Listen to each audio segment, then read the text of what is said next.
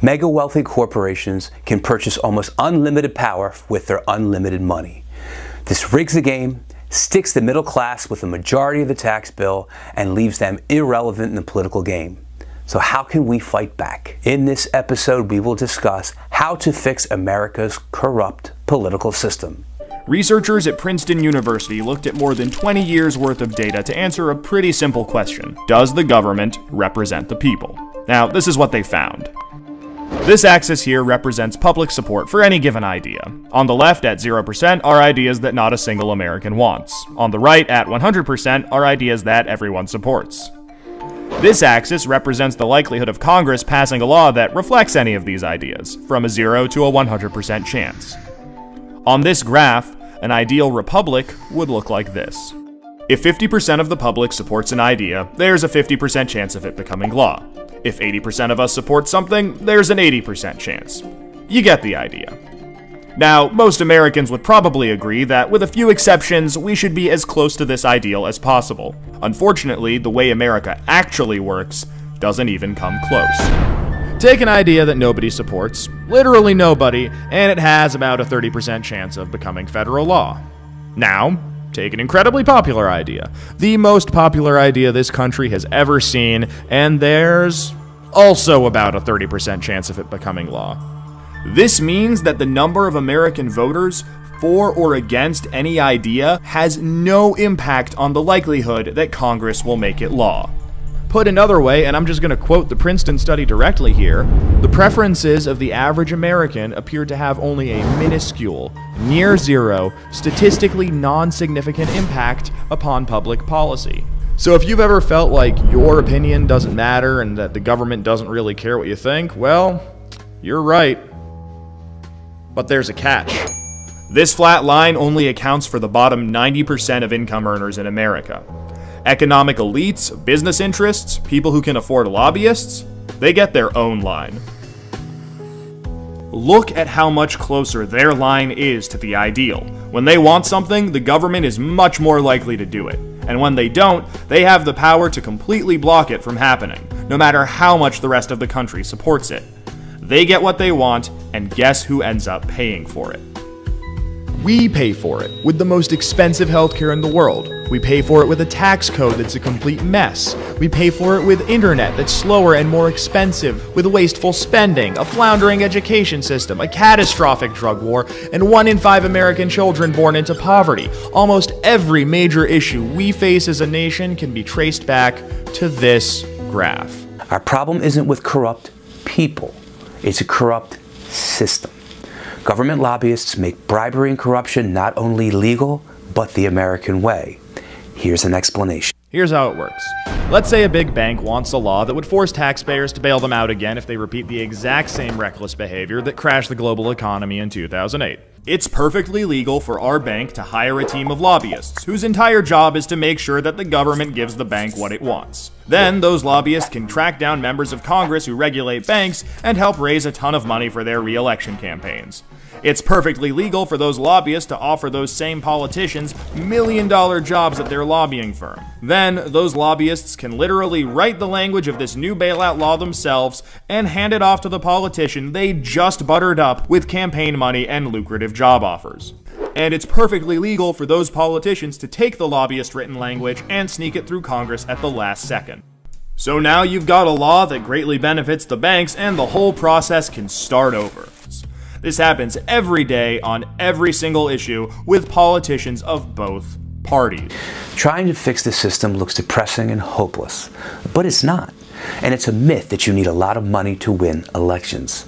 With the internet, technology, and social media, and by passing local anti-corruption ethic reform laws, we can make a difference. Watch how. And remember, although the narrator will be discussing Congress, his message also applies to the state and county level. We've all convinced ourselves that there's nothing we can do about it. And that is one of the biggest and most dangerous lies in American politics. The problem isn't that corrupt politicians are breaking the law. The problem is that we don't even have laws for them to break. Right now, corruption is legal in America. And that is something we can fix. Here's exactly how we do it. From million-dollar bundlers to the threat of a super PAC smear campaign, there are literally dozens of perfectly legal ways to buy a public official. But that makes the solution pretty obvious. Make corruption illegal. All of it. And that is where the American Anti-Corruption Act comes in. It introduces a strict set of ethical standards. The act was written by top constitutional scholars, conservative and liberal alike, to stand up to the toughest scrutiny. You can read the full text of the act at anticorruptionact.org. We can solve a huge part of this problem with a plain old law. We can go around Congress. Here's our plan, in 5 steps. First, we'll need a law to pass. Okay, Anti-Corruption Act. Check.